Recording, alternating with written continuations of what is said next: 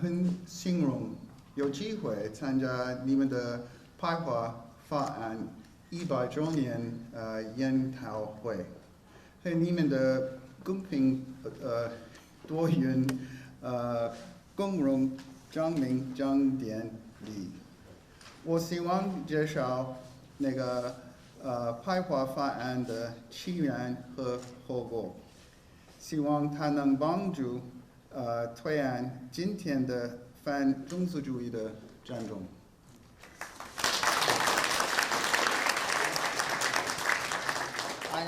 I am indeed honored to be with you today, and I wanted to begin by joining in and acknowledging this as the traditional territory of many indigenous nations. And I honor their elders, leaders, and knowledge keepers as the guardians of this land, past, present, and future. July 1st of this year marks the 100th anniversary of the coming into effect of the Chinese Immigration Act of 1923, also known as the Chinese Exclusion Act. Until it was repealed in 1947, this legislation effectively barred people of Chinese origins and descent, as the Act said, from coming into Canada. And today I'd like to talk about the Act, some of its effects, what motivated, and how this relates to a larger history of racism and colonialism in Canada. And I'm doing so in hope of drawing some important parallels between 1923 and the anti-Chinese racism and xenophobia that we are facing today. A word of warning, I will be sharing with you some examples of the racist language, the racist talk of the past. And this can be very difficult to hear, especially for those of us for whom this is not just something in a distant past, but is an ongoing reality. But I feel it's important to see these words to really understand the nature and extent of racism. The Chinese Exclusion Act barred people of Chinese origins from immigrating to Canada and effectively ended Chinese immigration until it was repealed in 1947. Although estimates vary as to the number of Chinese admitted to Canada during this time, our best information is that between 1923 and 1947, a total of 44 Chinese people were admitted into the country. To put this in perspective, during the same era, 1.25 million European immigrants were admitted into the country. Among those admitted were the members of this family. This is the Poi family. William Poi, the father, was an Australian-born British subject who had been a successful businessman in Hong Kong, where he also worked with the Canadian Trade Commission. In 1942, the family of refugees was repatriated to Canada on a Red Cross ship. And the only reason that the Poi family was admitted was that in the conditions of the war, it was impossible to force their return to Australia. The 2-year-old girl in this picture is named Adrian, better known as her professional name as Adrian Clarkson, and grew up to become the 26th Governor General of Canada. Immigration restrictions were not new on people of Chinese origins in 1923.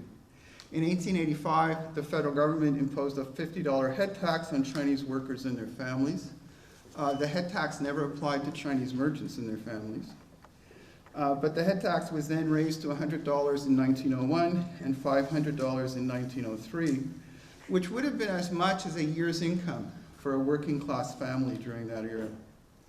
The earlier head tax had made immigration difficult, but not entirely impossible.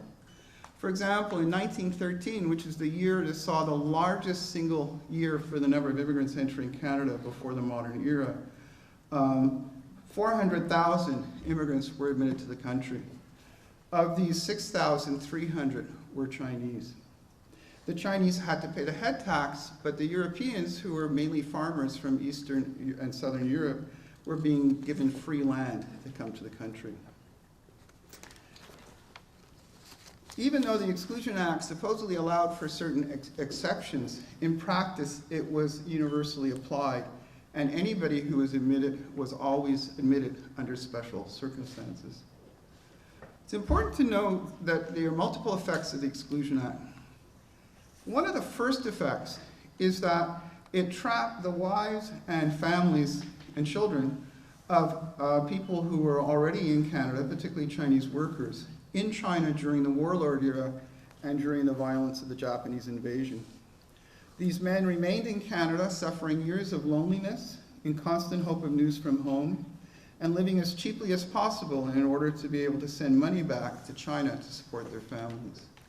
Ironically, this fed into some of the racist discourse because it was then widely believed that the Chinese could live on a lower standard of living than other people, but it was actually the immigration realities that was forcing people to do this. At the same time, the trans-Pacific family links that this involved has always been a key feature of Chinese-Canadian experience and continues to this day.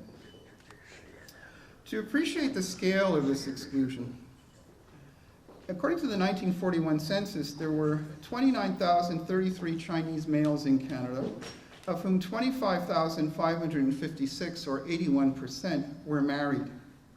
By contrast, there were only 2,337 females, of whom 1,177, or 50%, were married. Since racism made marriage with non-Chinese women almost impossible during this era, this meant that at least 22,000 men had families trapped in China. Exclusion accentuated the gender imbalance in Chinese Canadian communities that had already been produced by the head tax. So in 1941, there was one Chinese female for every 12 men. Vancouver, in the largest community, which is the largest community in Victoria, which was the oldest, had a gender ratios of 5 males per female. Toronto's was 8-to-1, and the city of Kingston, like many other centers in Canada, had actually no women at all. This gender imbalance only disappears in 1986.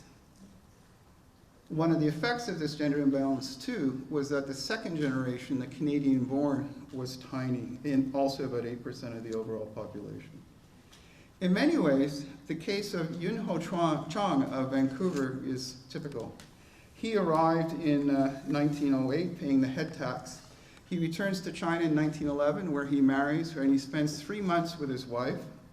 And as recalled, I went back several times, but I couldn't bring her over without paying the $500 head tax that all Chinese had to pay. And then after 1923, she wasn't allowed to come at all. And his wife was only able to come to Canada in 1949. The Exclusion Act also required people of Chinese origin or descent to register with the federal government and obtain a certificate with a photo ID. The failure to register or to produce a certificate on request made the person liable to fines, imprisonment, and deportation. As the Vancouver-based Chinese language newspaper Dahan Gungbao, or the Chinese Times, records, people were indeed prosecuted for failing to register and deported back to China. The Chinese are the only people in the history of Canada who've had to register with the government to prove that they had the right to live here. One of the effects of the Exclusion Act was it froze the development of Chinese communities across Canada and produced a stark decline. While 56,000 people registered under the Act in 1924, by 1941, there were only about 32,000 Chinese in Canada. The Act's requirements to register also appears to have cause a significant number of people to have to live underground. Not everyone could prove that they had paid the head tax or had immigrated legally. And those who had lost their certificates could supposedly get replacements, but you had to have people who were credible to testify to you. For example, Alice Fong Jutoi was able to obtain a replacement head tax certificate shown here. She had arrived in Canada in 1893 as a 7-year-old orphan with another family, supposedly her cousins, who paid the head tax for her. Because she was active in Montreal's Chinese Presbyterian Church, various respectable people could support her in her story. Others would not have been so lucky and remained unable to prove they could legally live here. The regulations also caused to promote a phenomenon known as paper sons. And the act provided that Chinese people could leave Canada, provided they returned within a certain period of time. So as a result, when people died, fell ill, or suffered other mishaps if they were visiting people in China, other people, usually close relatives, would use their papers to come to Canada. Paper sons then often spent their entire lives in Canada in terror at the idea that they would be deported at any moment if they were exposed.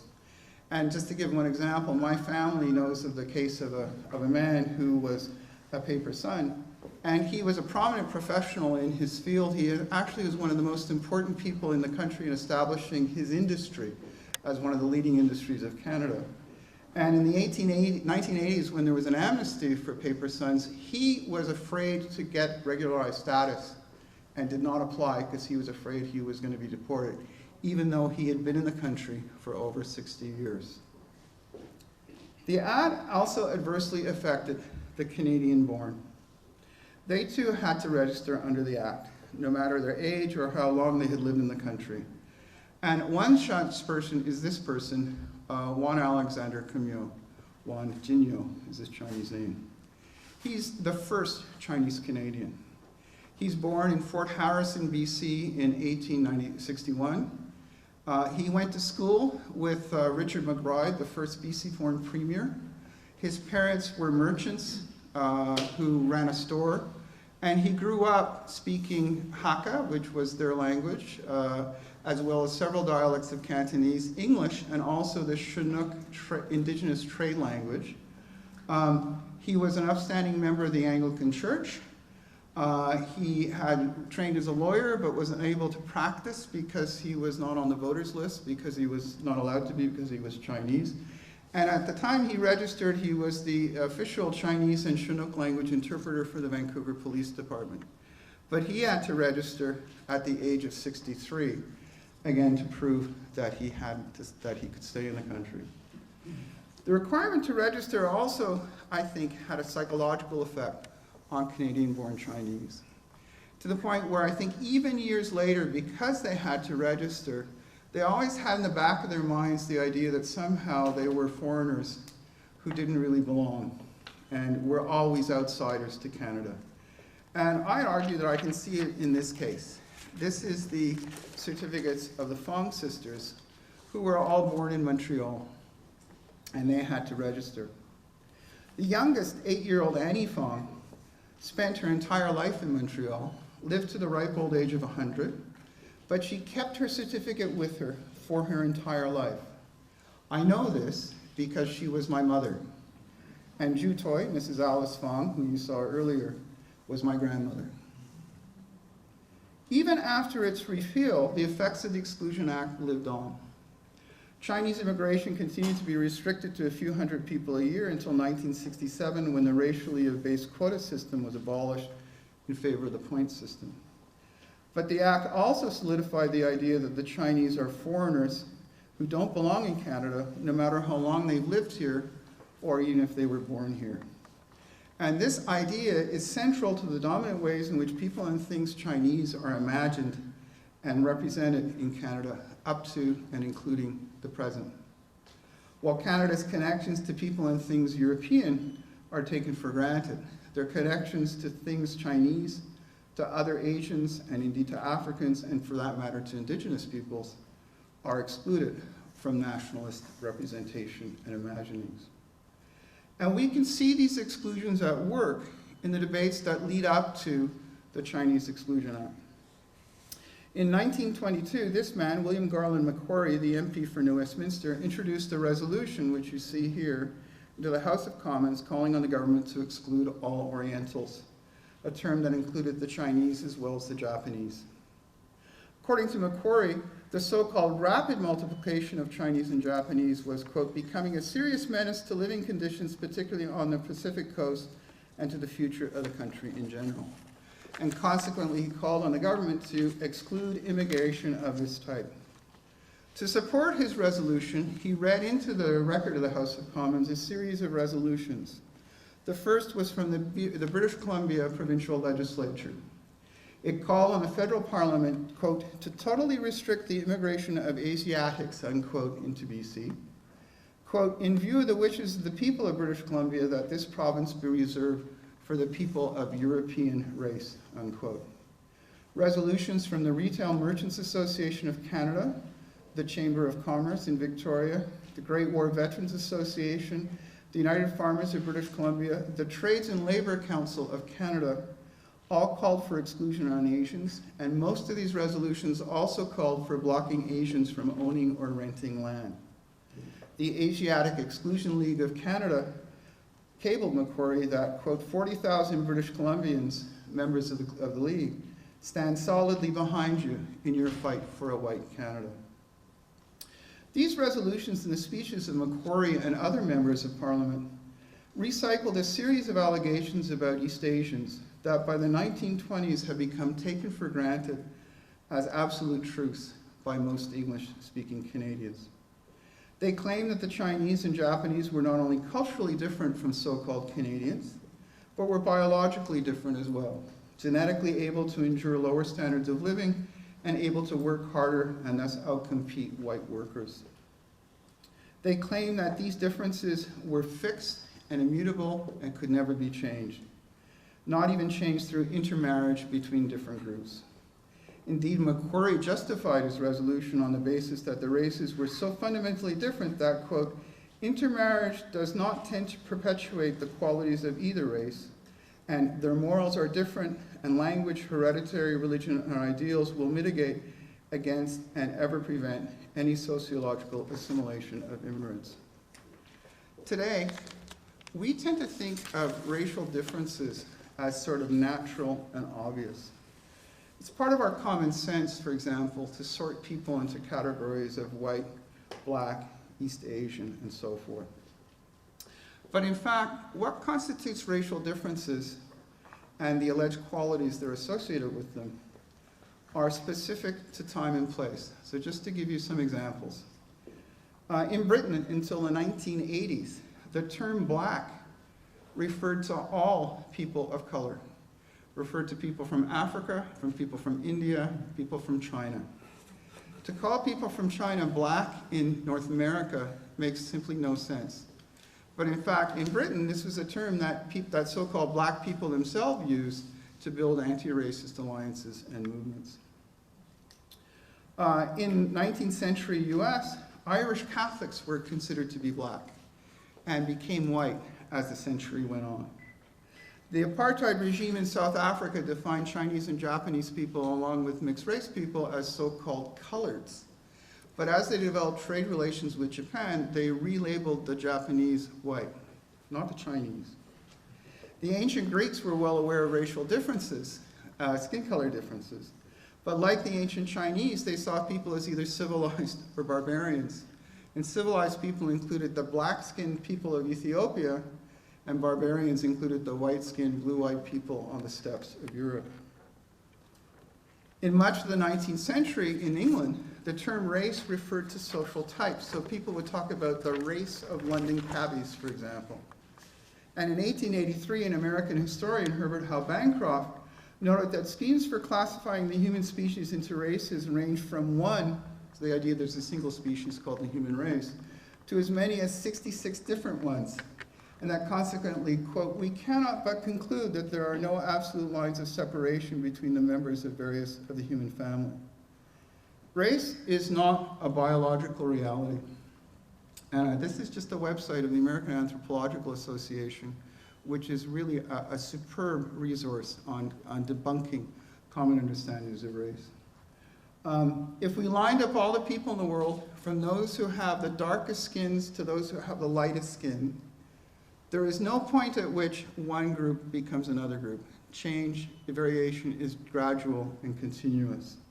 No matter how we define a population, the genetic differences within the population are greater than the average differences between them. Now, it's important to note that although I'm saying that race is not a biological reality, I am not saying that race isn't real, because it is real socially. Racism works by taking people and plugging them into racial categories. And how you're plugged into those categories can even shape whether you stay alive or not, depending on the context. And the thing that makes racism so violent is that however you're plugged into those categories, it's something that's done to you. It's not something to say, excuse me, actually that's not me. Right? That doesn't matter. Because racisms are always based on exclusions. That racism is manufactured, and that the idea of race is organized into exclusions, means that we can actually find moments in history of people actually doing this. And we can see it in the case of this man. In 1885, John A. Macdonald was debating the legislation that he called his greatest triumph, more important than the railroad, more important than Confederation.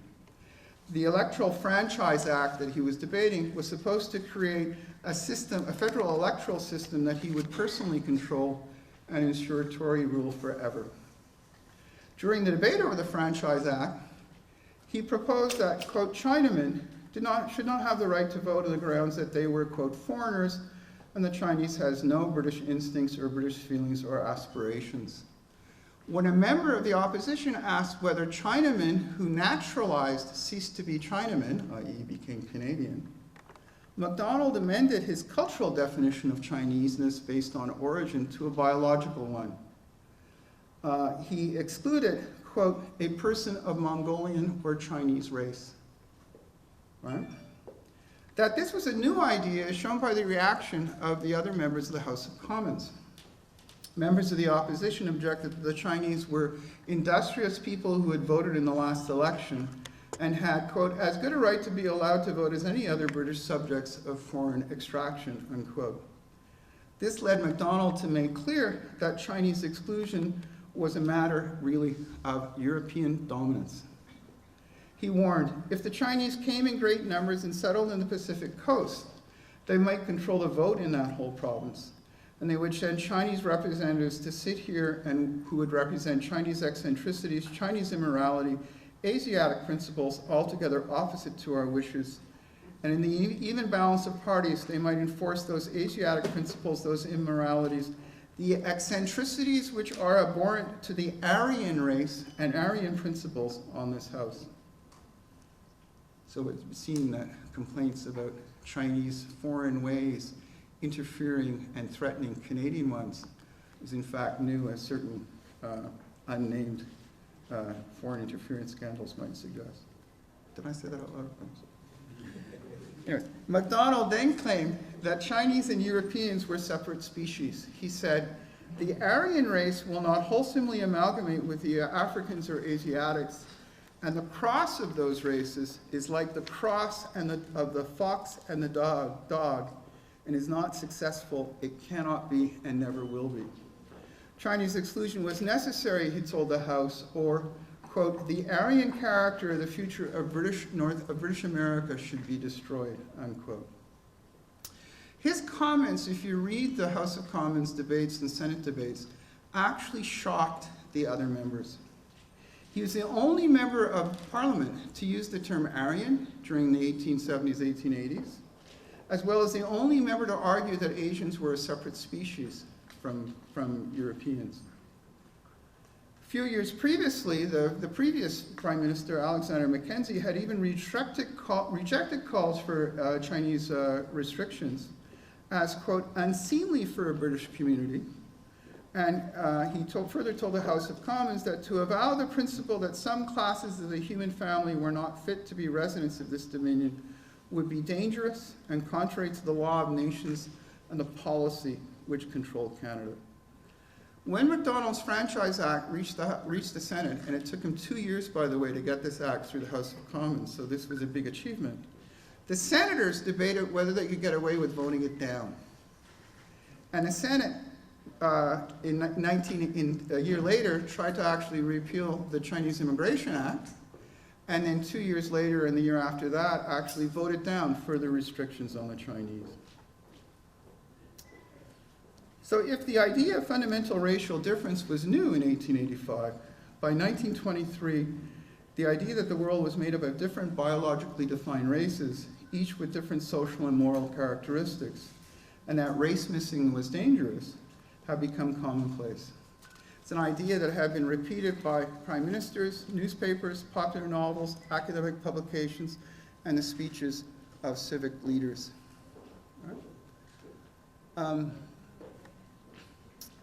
It was even taught to young people as an objective truth, a scientific principle as true as the idea that the Earth goes around the sun. So this is an example of a 1904 high school geography text used in Canada until actually the beginning of the Second World War. It includes this illustration. On the left, you see the iconic sort of male figures, and on the right, it lists the characteristics of the races of mankind. And under the characteristics, the mental characteristics, it lists Ethiopians as unintellectual, no science or letters, Mongolians as sullen, sluggish, active in the temperate zone, sluggish in the southern zones, their culture not of the modern kind. Americans, that's to say indigenous people, are stern, moody, not emotional, slight knowledge of the arts. Caucasians, by contrast, are active and enterprising, science, arts, and letters, highly developed. As a former professor of education, I can just imagine how teachers would have had students memorize these characteristics and spit them back out on an exam. It's just like, it's a teacher thing. Apologies to the teachers in the audience. But other textbooks that taught that the Chinese and Japanese were at best temporary residents in Canada. So for example, this widely used grade 1 social studies textbook published in 1924 shows Chinese and Japanese children are described as, quote, visitors in Canada, whose real homes are in China and Japan, which is contrasted to their representation, the book's representations of white people and people from Europe who are new Canadians, who we are happy to have in this country. The idea of immutable cultural and racial difference linked to moral differences runs throughout the debate over Macquarie's resolution, and indeed the debate in 1923 over the Act, which tended to be shorter because the main debate was in 22. While some MPs felt the resolution went too far because it didn't allow for any exceptions, others felt it didn't go far enough because it didn't expel those Orientals already in Canada from the country. The only person who questioned its basis was J.S. Woodworth, who's the founder of the CCF party, the precursor to today's NDP. He did not, however, object to exclusion per se, but he argued that Chinese men already in Canada should be allowed to bring their wives to Canada in order to prevent what he called, quote, immorality, unquote. This concern, however, did not stop him from voting in favor of the 1923 Exclusion Act. One of the interesting things to think about here is how much this actually idea that Chinese can't assimilate that Macquarie is pushing, Macquarie knows to be a lie. He's from New Westminster. One of the most prominent people from New Westminster was Juan Alexander Camillot, who was living in Vancouver at the time, but Macquarie would have known Camillot personally, probably met him at the Anglican Church. Like all racist claims, the claim that the Chinese were so different that they couldn't assimilate to Canadian values and institutions was not true. And we can see this in the case of the Canadian-born young adults of Vancouver and Victoria. So this is a photo of the Chinese-Canadian club soccer team from Victoria in 1923. Everyone in this picture is Canadian-born. Most were the children of Chinese merchants or professional families. All had been educated in Canadian public schools and were fluent in English. Many were even graduates of high school in a time when few people attended high school, and some were graduates of university. They had also attended Chinese language schools and had various degrees of literacy in Chinese. And indeed, their club president, Joe Hope, who had been born in Victoria in 1892, had even graduated from a high school in China. Formed in 1914 as a young men's social club, they had a well-appointed library that included the complete works of Jane Austen. And in a world that said that to be Chinese meant that you could never be Canadian, or Canadians could never be Chinese, they invented a term that we take for granted today that exactly described the reality of their lives. They called themselves Chinese Canadians. By the 1920s, they had become politically active, unsuccessfully lobbying for the right to vote for Canadian-born and war veterans. And in 1922-3, they organized a year-long student strike of the Victoria public school system when the school board tried to segregate all Chinese students in Chinese-only schools. This is, here I'm plugging my book, which is based on the student strike. So, the student strike, as they called it, to support it, they mobilized the support of the entire Chinese community in Victoria, as well as in Vancouver and in other centers across the country. They raised enough money to provide free Chinese language schooling for the 240 striking students for the entire year. And they brought together, for the first time in the Chinese community, people of different origins, people who spoke different languages, and of vastly different politics. They also launched a letter-writing campaign in the English language newspapers that disproved the school board's arguments about why segregation was necessary, and won over enough white voters that trustees opposing segregation were elected in the 1923 school board elections. They continued the strike until the school board allowed Chinese students to return to the original integrated classes at the beginning of the 1923 school year. We have further evidence of the way in which Chinese Canadians were assimilated to dominant values through the people of this photo. This is a picture of Juan Alexander Camilleau's family in 1921. Camilleau is sitting fourth from the left. Beside him is his daughter Grace, who is holding his fourth generation Canadian grandson. Next to Grace is her husband, Cecil Lee, who was born in Victoria and who graduated Columbia University, who was working for the Royal Bank of Canada. Importantly, Camilleau was, I mentioned, of Hakka origins, and it's unlikely that Grace spoke Cantonese with any degree of fluency. Cecil, by contrast, would not have spoken any Hakka. Thus, the language of their household was almost certainly English. In 1924, Winifred Rauschenbusch, a researcher for the University of Chicago, visited their house and recorded it as, quote, the first Chinese home belonging to a very smart young couple that I visited. She described their home as, quote, undistinguished and American in its furnishings with a statue of the three Graces on the mantel. She described Cecil Lee as having an unusually good library in which the Encyclopedia Britannica was his Bible.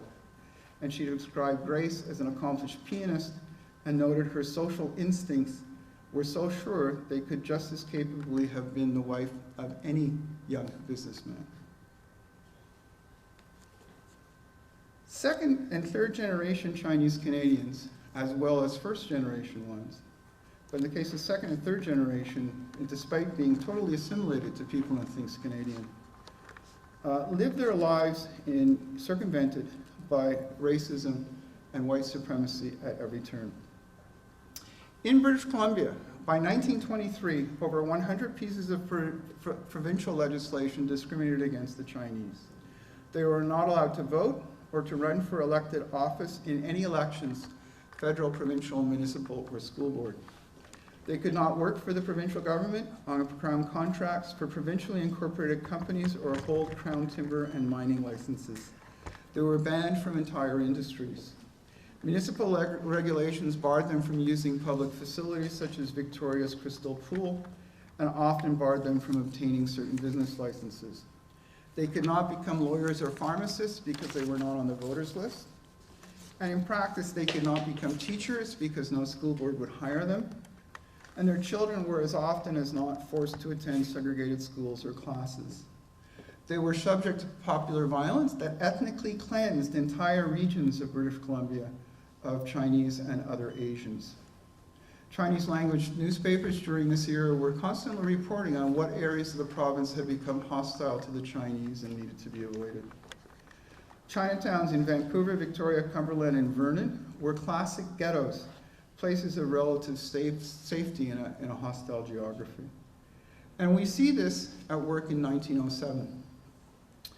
Following a rally held by the Asiatic Exclusion League, in which a sizable part of the city population attended, the rally, sponsored by all 54 of the city's white-only trade unions and addressed by provincial, federal, and municipal politicians, The crowd rioted through Vancouver's Chinatown and the Japanese Quarter. People outside the area were threatened with violence and assaulted, and one young Chinese man was found hanged the next day on the other side of the city. A suicide, according to the police, but his friends in the Chinese community said he had not had suicidal thoughts. Fearing a pogrom, the leading Chinese merchants went to the local gunsmith and bought up their supply of revolvers, which they distributed to establish their own armed patrols, while Chinese workers responded by launching a strike. As late as the 1920s, the residents of Canton Alley, which is, you can see just through this gate, maintained a metal gate that could be closed at a moment's notice at this opening, in fear that there could be another riot. It should be noted that much of this discriminatory legislation also applied to First Nations people. They too were blocked from voting in BC and nationally until 1966. BC legislation was also extended to people from Japan and India. But this was often blocked by, in the case of Japan, the fact that Japan was a British ally, and Japan would protest to the government in England, which would tell Ottawa, which would block the legislation in BC. In the case of India, it was interesting, it was the British government in India that protested racist laws in British Columbia, because in India they were trying to sell the empire on the idea that it's just one big happy family. Right? Just to put this in perspective, in 2014, the BC government did a review of provincial legislation. They found that out of the 1,734 pieces of legislation enacted in BC at that point, 223 had discriminatory provisions against the Chinese. That's over 10% of their legislation. During the 1920s, the extent of racism in BC actually led many Chinese to leave BC for other parts of Canada. And years later, Adrian Clarkson recalled, "My father always was very clear to us about the fact that we should never go and live in Vancouver. All the overseas Chinese knew what Vancouver meant. I didn't go to Vancouver until I was 32 years old, and I still don't particularly care for it." Presumably, she said this, by the way, long before she was Governor General. What is important here is that the real problem is not the fact that there was a Chinese population in Canada. The problem is white racism. No one is born a racist. People have to be taught to be racist. And over the previous 50 years, that's exactly what had happened. The idea that the Chinese and Japanese were aliens who didn't belong, whose cultural practices were different, even barbaric, that were genetically different and able to carry disease and work harder and live on less, was repeated time and time again in white supremacist discourse. This discourse was entirely made up of white people, we trace it back, and I have, it's white people repeating what other white people said about what other white people said about the Chinese. At no time does it actually include Chinese people saying, actually, this is what it is. And if you look at the record, whenever there are Chinese voices that appear, they actually say, hello, folks, it ain't like that. You know, and this is ignored. Over time, what was originally a minority discourse, as we saw in the case of Alexander Mackenzie, had become mainstream. If a lie is repeated often enough, it becomes accepted as the truth. I think this is something that's important to remember for today. The lie was able to be maintained as well because most white Canadians did not have any meaningful contact with Chinese Canadians or other Asians. The contacts they had tended to be in sort of ritual circumstances, like picking up their laundry from a Chinese hand laundry or ordering in a Chinese restaurant. Macquarie also said that it's, in the end, that it's desirable that we should have a white Canada and should we not become a yellow or mongrel nation, thus echoing John A. Macdonald's words from 40 years earlier. And his views were shared by the Prime Minister at the time, William Lyon Mackenzie, King. King claimed to be an expert on the Chinese good. He had been the Royal Commissioner who had settled the damages following the 1907 riots. But he claimed that the issue of Oriental aliens was mainly an economic one because of the fact that people couldn't compete against them. But he also agreed, as he says here, it's impossible to ever hope to assimilate a white race with the Oriental races. And furthermore, if they were allowed to come in, we would lose the homogeneity which ought to characterize the people of this country if we're to have a great nation. So the idea that you want to be great, everybody's got to be white, was very much ordinary ideas. The idea that Canada should be exclusively a country controlled by and for people for the benefit of people of European origins is central to what I call the colonizing project that created this country. We can see this when we look at the comments of this man, George Black, the Member of Parliament for Yukon. Black was born in Ontario, and he goes to the Yukon in 1898 as part of the Klondike Gold Rush. And he opened a law office in Whitehorse in 1900, and he subsequently was named the commissioner of the Yukon, in other words, the governor of the territory. And then he went into federal politics and was elected to Parliament, where he eventually became Speaker of the House of Commons. So have no doubt, he is a respectable person for expressing respectable views. And what he said is the Chinese and Japanese immigrants were, quote, an invading army. That the invaders are consolidating their position in British Columbia, they're made their way into Alberta and Saskatchewan, and the advance guard is right here now in Ottawa, making its presence felt. And he warned that soon Canadians would be battling these invaders for their very existence. It's important to note, his claims are not just rhetoric, they're not just rhetoric, they're not just like rhetorical exaggeration, okay? At the time, 1921, Chinese immigration was 2,700 people to Canada. That's hardly, whatever that is, it's hardly an invasion, right? His comments actually mask the fact that it's him. He's the one who's the invader. At the time that he entered the Yukon territory, it was the only nominally Canadian territory. It was actually under the control of the Indigenous nations of the Yukon. Canada only signs treaties with the Indigenous nations of the Yukon in 1921, right? By positioning himself the Chinese or Japanese as invaders, he's positioning himself as native, as somebody who properly belongs here in an uncontested and unproblematic way. And in so doing, by the way, just eliminates the idea that the people who were truly native to this land for millennia, tens of thousands of years, were the ones who were also being displaced by himself and other invaders like him. Right?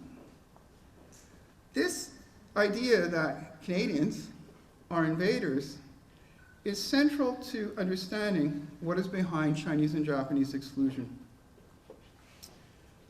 And this is exactly the idea that if Europeans are non-invaders, if they can say those people are invaders, that somehow they belong. But centrally, the project of colonization that created Canada was about converting the territories of Indigenous people into the private property of people from Europe, and especially from Britain and their descendants, right? And part of that project is to keep other people who might come and also have property out. And what's important, on the west coast of Canada, the Chinese and Europeans arrive at pretty well the same time. Chinese first arrived during the 1858 gold rush. At the time, the European population is a couple of hundred people, almost all working for the Hudson's Bay Company. And we can see this, for example, when one BC invader, early invader, told a member of the 1885 Royal Commission on Chinese Immigration, he said, "We want you to prevent the influx of Mongolians because we want to be here ourselves and don't want others to be here. You will not consider it strange if I tell you that as good Englishmen, we see no reasons why any men except good Englishmen should live in the country." The process that I'm talking about here is technically called settler colonialism. And it literally has paved over the landscapes of our everyday life and the markings of our contemporary society. So as we look around Toronto today, what do we see? Okay, well, we see various signs in Chinese and in other languages, it's true. But when you look at the street signs, when you look at the names of other things, you would never know that this was a place that was occupied by indigenous peoples for 12,000 years. It's been occupied by people of European origins and the rest of us for just a little over 200. Other than a few names in indigenous languages, such as the name of Toronto, and a few signs in Chinese and other ethnic ones, the reminders of the past that dominate, the monuments, the names of the streets, the political institutions, the designs of our cities, even the languages that I'm speaking today, the language I'm speaking to you today, comes from another part of the world, many thousands of miles away from here. All of these are of European and especially British origins. Right? And as a result, we tend to take this for granted.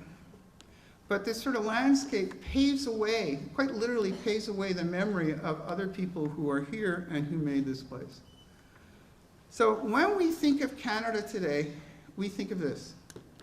If I put this up, one of the things I used to do with my students is I am really challenged graphically. I would draw a map freehand of Canada on the board, and students would laugh at me because it was so bad, but they always recognized what I was drawing. Because so much we take this for granted. But not so long ago, Turtle Island, as it's called, was this. Right. This is the first map of Canada, made in 1763. And it's basically Montreal, the St. Lawrence Valley from Montreal to the Gulf of St. Lawrence. In 1867, at Confederation, this is Canada. The Chinese have already been in what was to become Canada for 9 years at this point. Right? And how this expands to that first map of Canada is actually an important story. And it's a story that is rarely told properly, because it's a story of conquest, of genocide, of the use of military force, as well as a lot of political institutions and processes that are built into it. So just to give you one example, when MacDonald was introducing his anti-Chinese legislation, it was at the height of the Northwest Rebellion, also known as the Second Riel Rebellion, or Northwest Resistance it's also called. And this included military actions on the plains, not just against Riel's Métis, but most of the actions were actually against indigenous people on the plains who hadn't taken treaty as yet. When the Chinese entered the west coast of BC at the same time as Europeans, they threatened a European monopoly on property. And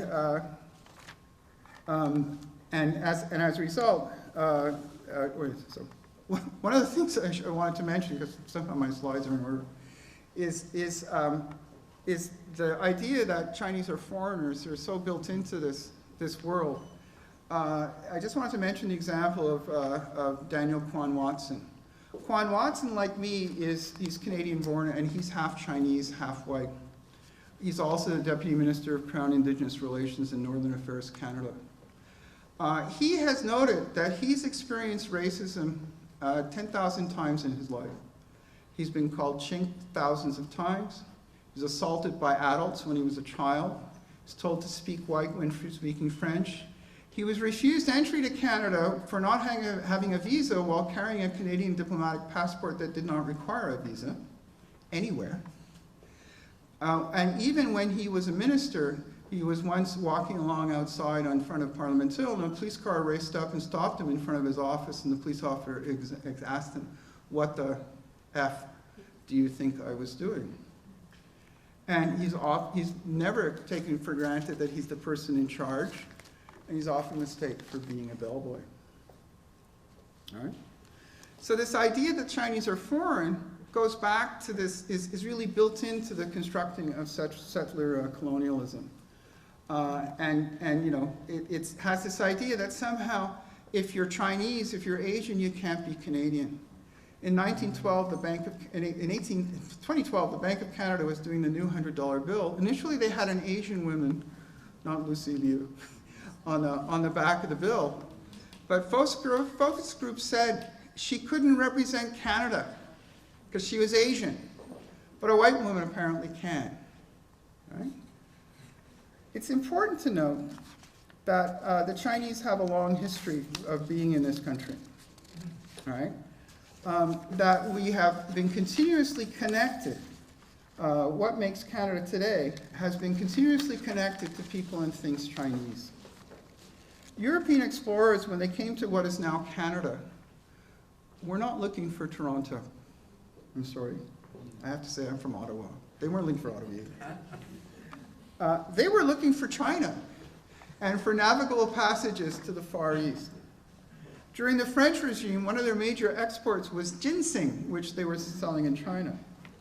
And today, Canada has a west coast because of this, which I'll explain in a minute. In the late 18th century, a triangular trade developed between the west coast between England, the west coast of what's now Canada, and China. It was a trade that involved sea otter pelts from the west coast. At the same time, the British were entering the territory, the Spanish were too, and they almost went to war over the issue. But what decided it was this. In 1788, Captain John Mears, a British captain, bought 50 Chinese carpenters and shipwrights from Hong Kong, from Canton, to build a fur trading fortress and trading ship called the Northwest America on Nootka Sound. And this is what established the British claim to the territory. So if we have a west coast today, it's because of those Chinese workers. Interestingly, when Mears was chased out by the Spanish, he abandoned his Chinese workers. Many of them, we think, made back to China through the Spanish route. But others, as late as the 1830s, were rumored to have stayed living in the woods, which made them the first permanent settlers on the west coast of non-Indigenous people on the west coast of Canada. Chinese communities in Canada date back continuously to the 1858 Fraser River Gold Rush in what became British Columbia. As I mentioned, when it arrived, the non-Indigenous population was a few hundred people. And during the mid-1870s and 1880s, the Chinese were likely the majority of the non-Indigenous population in BC. And they were certainly the majority population in certain areas like the Cariboo. If they too were invaders, it seems they were polite ones. In 1859, the Nlakatma people of the lower Fraser Canyon blocked the gold miners from coming up in what they call a war, until there was, as they say, there was a treaty negotiated, something that the British officials deny. But they allowed Chinese miners through because they asked permission to enter their territory. In 1900, we know that a lot of Chinese men in this era had close relations with Indigenous communities. And in 1900, 1 out of every 6 conjugal relations of Chinese men in British Columbia were with Indigenous women. We also know the story of the building of the CPR as being sort of one of the more important turning points in the country when Chinese workers not only completed it, but the idea of what was going to finance the CPR was the China trade. The whole point was to create a British route from England to China, to Hong Kong, and from there to other British possessions in Asia. And it was the China trade that was supposed to pay for it. That's why Chinese merchants were not subject to the head tax, and why, in order to create exclusion, MacDonald had to do it in terms of the political exclusion. It should be noted that MacDonald's legislation to give people the vote was based on private property ownership. If you own private property, you could vote. The problem was the Chinese also owned private property. This connection to people and things Chinese continues in many different ways. We see it in terms of families and family links and their realities. We also see it in things like this. You know, assembled in a single factory in Shenzhen that assembles much of the world's computers and almost all Apple products. So too we remain material connected today. And these connections are not only important for the individuals involved, but as they're central to Chinese-Canadian resilience in the face of exclusion. And since their first arrival in the gold rush of 1858, Chinese Canadians have fought for their rights. As early as 1862, we know Chinese secret societies were organizing to provide people with mutual aid. In the 1870s, the merchants from Guangdong province had organized home county and clan associations to provide assistance. These early migrants, it's important, didn't see themselves as Chinese. This is a modern 20th century concept. At the time, they were subjects of the Qing Empire, and they identified themselves based on their home county. They spoke different languages. They didn't have a common language, right? They spoke 4 different dialects of Cantonese as well as Hakka, right? But despite this, they had to band together to fight their oppression. And we see this most importantly, in 1884, with the formation of the Zhonghua Huiguan, or Chinese Consolidated Benevolent Association in Victoria. This association was established by charter from the Imperial Qing government, and then also under BC statutes. It has been correctly described as a Chinese local government. Right? It arbitrated disputes in the community, intervened to support those in trouble with the authorities, and provided public services such as repatriating the bones of people who died here, and in the 20th century, even providing such things as a Chinese public school, which continues to function until this day. Chinese benevolent associations become key institutions in virtually every major city in Canada during the 20th century. Racist oppression was forcing people who didn't see themselves as the same group to band together for common cause, and this led them to develop the idea that we're Chinese.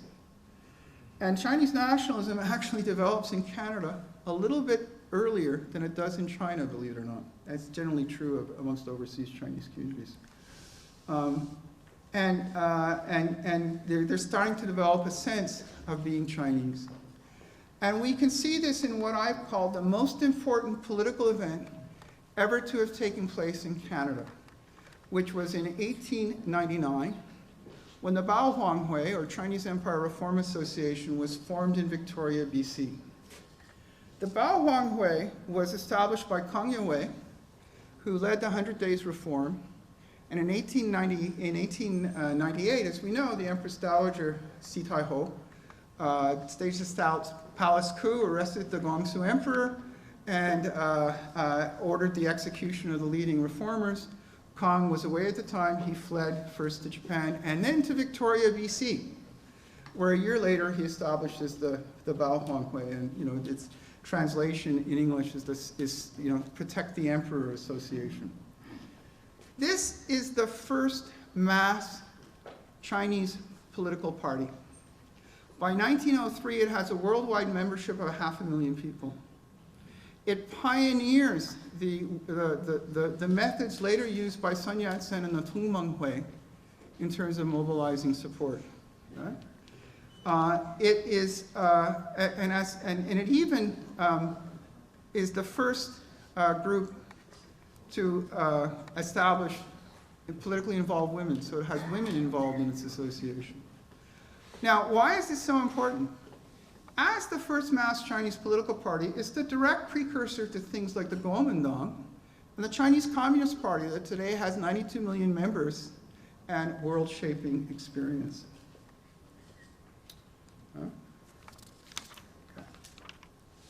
We can also see this nationalism in 1911 when Sun Yat-sen comes to Canada and raises, he's on a tour and he goes to major centers. He speaks to crowds of thousands of people. He raises $35,000 Canadian, which is almost $1 million today. So it meant that when the Xinhai Revolution starts in Wuchang and Sun arrives, he arrives with Canadian money in his pocket. Something to think about this, right? We also see it in 1923 when the Chinese community mobilized to protest the Exclusion Act. The act was passed in the Commons too quickly for them to really do anything.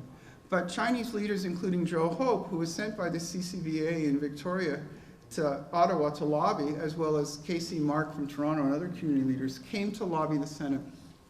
All right? What's important to note is that the Senate does an unusual thing with the bill. It establishes a special committee to study it. The committee calls witnesses and it reports back. None of the witnesses it called were Chinese, even though the Chinese leaders were sitting in the gallery as they were passing the law. So the Exclusion Act is passed, once again, itself an act of white supremacy, by excluding Chinese people from any discussions of what their future in the country are going to be. Right? And we can really see this, I think, what the consequences of all this coming home in the case of this man. This is a picture of Juan Alexander Camillo voting in 1949 in the federal election for the first time. The first time he was able to vote in his entire life in Canada. He was 88 years old at the time. Right? And the reason that we have democratic rights today in Canada is because people like Joe Hope, like Juan Alexander Camillo, vote and struggle for them their entire lives to get there. It's because of Chinese Canadian communities that we are able to actually enjoy these rights today. I think this is something that's very important to remember. The reason that people have rights is not because politicians graciously grant them. It's because people force them to grant the rights that they're entitled to. Right? Okay, so where do we go with all this? Right? Just to sum up a bit here, the Act itself is repealed in 1947, as are the discriminatory voting regulations. The voting regulations are repealed for a couple of reasons. One is that Chinese Canadians volunteered in the Second World War and fought for Canada, and when they came back, they didn't manage the right to vote, and this time they were supported by other veterans, by non-Chinese veterans. Right? In 1946, Canada passed the Citizenship Act, so suddenly whether you're Canadian or not was a local matter. It wasn't about being a British subject, so that's another element. But the real difference was the United Nations. The UN was establishing itself, it was requiring equal treatment of its members for everybody inside of a country. And in fact, the Universal Declaration of Human Rights, when it was established in 1948, the Canadian delegation initially opposed it because they knew it was contrary to Canadian law. And it's only after they found themselves in the company of South American dictatorships in Saudi Arabia that they changed their minds. All right? Okay, where do we go with all this? Okay. Where do we go with all this? I think there's a number of things that are going on here that I really want to underline. First, Chinese Canadians and their complex links to China and other Chinese people around the world are an integral part of Canadian experience. And they will continue to be so for many years to come. And these links will become more and more important as China emerges as one of the world's most important countries.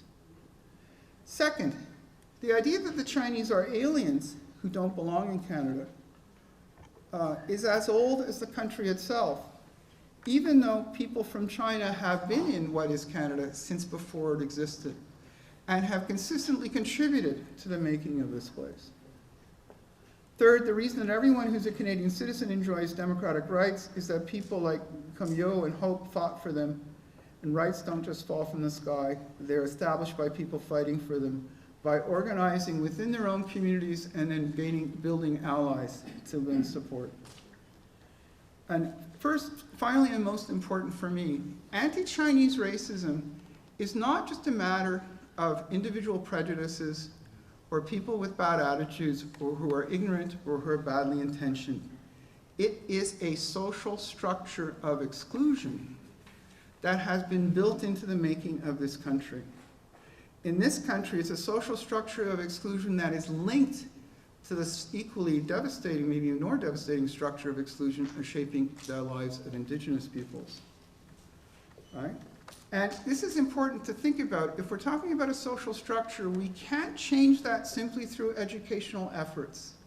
People who are racist, who think that they see somebody as Chinese, just telling them actually, hello, they're not Chinese. Or did you know the Chinese were here since before the country? They're unlikely to change their views.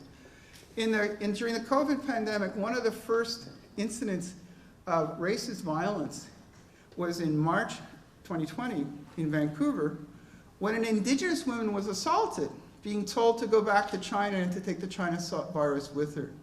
I doubt the person being assaulted would have really changed very much. She said, actually, man, she's not Chinese, she's Indigenous, right? This is not going to change it.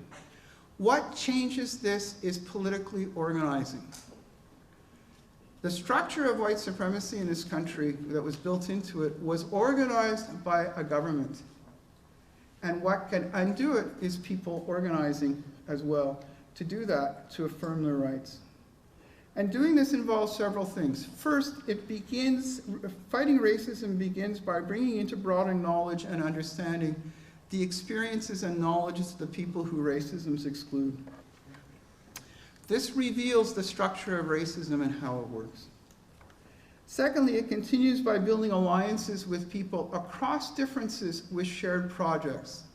We know that people, when they work together for common goals, suddenly the space for racism no longer exists because they see each other as human beings like themselves for everything that implies. Right? It also involves working to build a country in which it is the racists who are the aliens and not people like those Chinese Canadians who had to register under the Chinese Exclusion Act. Thank you.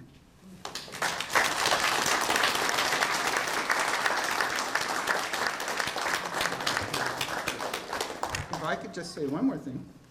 If you want to need further things, this is just out as of Thursday. This is a publication that is free. It's available at the website challengingracism.ca. It's a collective group looking at the 1923 Exclusion Act and its origins. Also explores the context of the times, what's happening with Indigenous peoples, with African Canadians, with Japanese Canadians, and so forth. So it's a resource we hope will be useful for many years to come. Anyone have any burning question you want to ask the professor? And we have time for a couple of questions, burning questions. So if you're still there. Oh, there. So, being an old alumni, you did a fantastic job. Thank you. I think you enlightened a lot of past history. In fact, in our childhood celebratory, we have a great Hakka wall to recognize the Hakka Chinese not only in Toronto but around the world. Yeah. And you actually have brought up a lot of history, untold story, and we really like to have more of your voice and your information to share with us. And we'd like also to invite you to come over and to give us a more broader, more in-depth presentation to all of us. Thank you. I'd be delighted. Thank you. So we will have time for more discussion later on. So this time, if you have a burning question, we have one more question we can ask. If not, I'd like to ask, there, go ahead. Professor Stanley. I have a question regarding the recent bill of S237 about foreign interference. It's now in the Senate. And I read through the bill itself. I didn't see any special concern from my point of view as a Chinese. But my concern rests with the last list. There's an attachment. Should list the countries that should be listed as potentially or threat to the Canadian sovereignty or politics. And I have concern with that list itself. If it's a universal act, not single out any country, I'm fine with that. But I would like to ask your opinion on my observation. Thank you. This is a question that I have some very personal concerns about myself, because depending on how it's required, I mean, an initial version that was bandied in the press was the idea that anybody who has regular contact with an organization under the control of a foreign government. Well, in 1976, the reason I speak some Chinese sort of, is that in 1976, the Canadian government sent me to China, the People's Republic of China, as an exchange student. I arrived in Beijing 10 days before Mao Zedong died, and I left in 1978 just as China was beginning to open up. During that time, I studied at what was then Beijing Yuan, now is Beijing Yuan Daxue, and at Peking University. And Peking University has a very active alumni association, and particularly is interested in its foreign graduates or foreign people who attend it, and unfortunately they have my email address. And like other great universities in the world, they tend to send their graduates notes sort of saying, we have this event, we have that event, which is really about, I know, can you give us some money and we'll name a building after you, right? But it means I am in regular contact with an entity under the control of a foreign government. Does this mean I have to register under the Foreign Influence Act in order to speak to Service Canada about my pension? And I fail to see how this in any way enhances the security of people here, right? I don't think we should be naive. The government of China, like every other government, has interests and has ways of pursuing them, and at times, diplomats are always cultivating, the Chinese term is guanxi, relations, that's their business, and at times, maybe some of them step over a certain line and need to be expelled. That's true of Canadian diplomats as much as it is of Chinese ones. I've often wondered if the CIA was having a foreign influence operations in Canada, would we know about it, right? And the things that people are legitimately concerned about, things like having relatives threatened in China by Chinese officials, the Foreign Influence Registry isn't going to do anything about that. So what we have is a political storm aimed at attacking the current government on what's in a weak point that has been spun disproportionately. The Johnson report shows there is no foreign influence scandal. It's quite clear, it's unequivocal in that. Of course, he's suspect. He's just a former governor general, university president, lawyer, distinguished person who is known. I know people who know him, and they all talk about his honesty and integrity. But no, he's a tool of the current government. This is becoming a rant, right?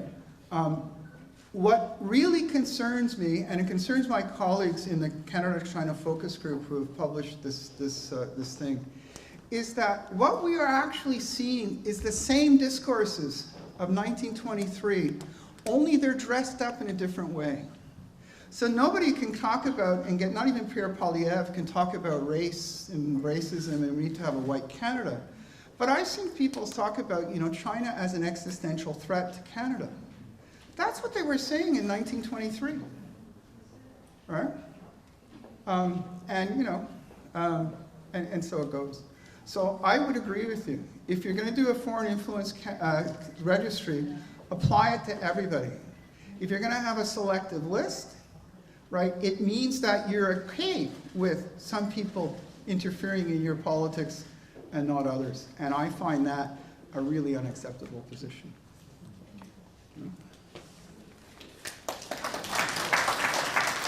Thank you very much.